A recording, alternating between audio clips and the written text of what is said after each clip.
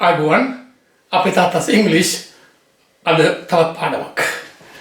අද පාඩම එන්නේ ඉස්සරලා දාලා තියෙනවා මම verb list එක. මම හැමදාම verb list එක සම්පූර්ණ කරගෙන යන්නේ. අද verb list එක බලන්න ලියා ගන්න. මෙතන දාලා තියෙනවා අර නවත්ත පුතන් ඉඳලා present tense එක.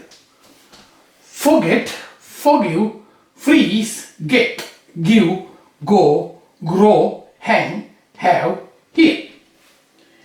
මේ ටිකේ මම තේරුම් කියලා දෙන්නම්. forget අමතක කරනවා. එතන අමතක කරන්න. forgive සමාව දෙනවා. freeze මිදෙනවා. මිදෙනවා කියලා කියන්නේ හිම මිදෙනවා එකක්. get අර්ථ ගොඩක් තියෙනවා. නමුත් එකක් ලියාගන්න. ලබා ගන්නවා කියලා ලියාගන්න. give දෙනවා. දෙන්න එහෙම නැත්නම් go යනවා යන්න කියන අර්ථවල තියෙන්නේ. grow වවනවා වැවෙනවා. hang එල්ලෙනවා. have තිබෙනවා. hear ඇහෙනවා. මේ තමයි present tense එකේ අර්ථ. දැන් මේ ටික අපි ඉගෙන ගන්න මේ verb list එකේ කරන්නේ මේ present tense මේ verb එක කොහොමද past tense past participle කරන්නේ කියන එක. මෙන්න මෙතන තියෙන past tense එක forget කියන එකේ past tense එක forgot. forget කියන්නේ අමතක කරනවා. forgot අමතක වුණා. past participle එක forgotten.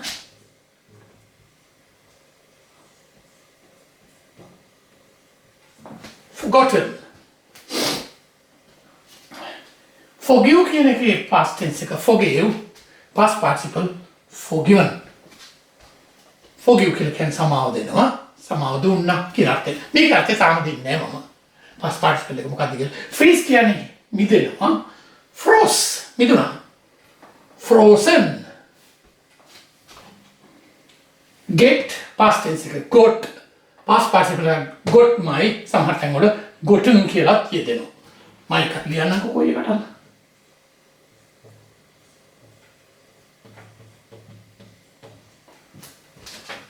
give past tense එක gave. give කියන්නේ දුන්නා. දෙනවා දුන්නා. given. go went past participle එකට තියෙන දෙකක්. එකක් gone අනිත් එක been. මේ දෙකම මොන අර්ථ සඳහා යොදනවද කියන එක පස්සේ පැහැදිලි කරන්නම්. එතෙක් අපි යමු grow වවනවා වැවෙනවා එහෙනම් ඊට පස්සේ past tense කරනවා grew වැවුණා. grown. hang එල්ලෙනවා past tense එක hung. past participle එක hung my. have past tense එක had. past participle එක had my.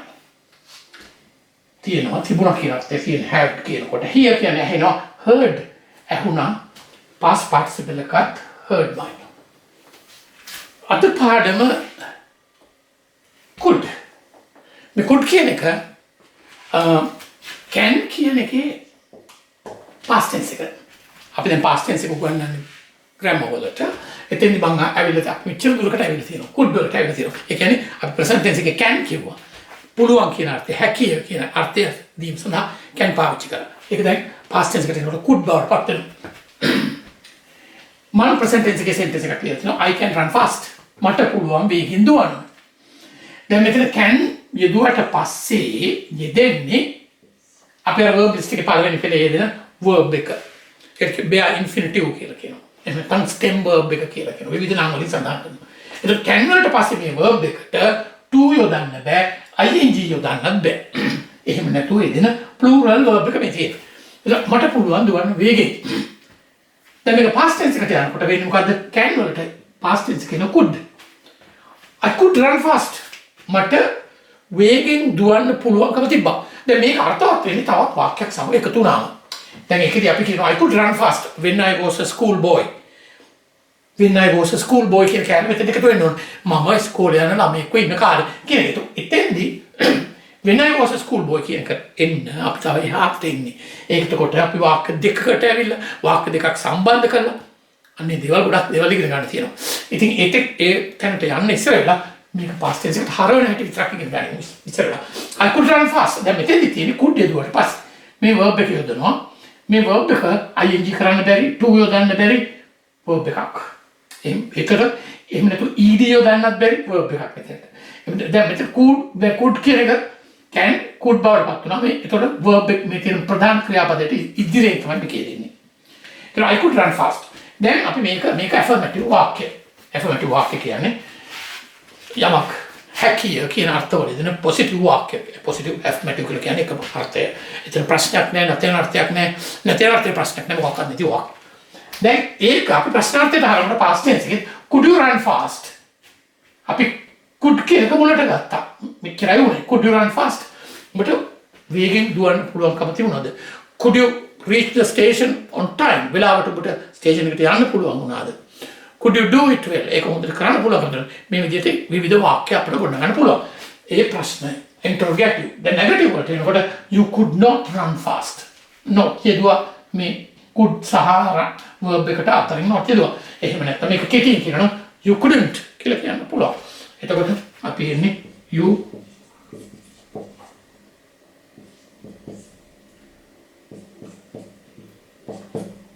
couldn't මේ විදිහට ගන්න පුළුවන්. දැන් මේ ටික මේ could යදීන් පිළිබඳව මේ ටික දැනගත්තම ප්‍රමාණවත් අපි මෙතනින් එහාට කොහාටද යන්නේ කියන එක ඊළඟට කල්පනා කරන්න තියෙන දෙයක්.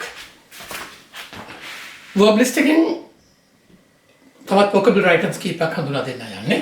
freeze කියන එකෙන් මම ගත්තා freezing point කියන එක. freezing point කියලා කියන්නේ හිම මිදෙන අංක හිමාංකය කියන එක.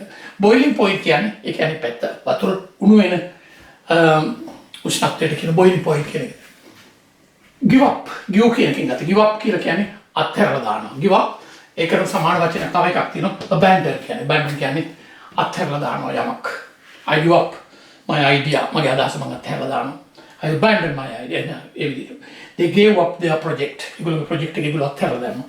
went කියන එක මම මේ ගත්තේ මේ W එක වෙනුවට W එකේ V එක දැන් මෙතන V වෙලා තියෙන went. WENT went වෙන්නේ නෙමෙයි මේ තියෙන VENT went. went කියන එක අදහස් කරන්නේ මේක අර්ථ කරනවක් තියෙනවා. මම අපි භාවිතාවට ගන්න අර්ථයක් මම කියන්නේ went කියලා කියන්නේ මේ පිට කරනවා කියන අර්ථයක් තියෙනවා. පිට කරනවා කියලා කියන්නේ තරහක් පිට කරන තමයි යම් කිසි කෙනෙක් නෙගටිව් මේක මොකක් වෙලාවට නෙගටිව් ෆෝස්ෆුල් ටිකක් කරමින් අදහසක් මෙතන කියවෙන්නේ එයාගේ තරහ පිට කරා. එතකොට අපි කියමු he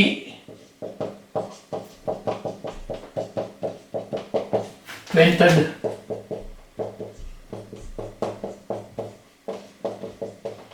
his anger.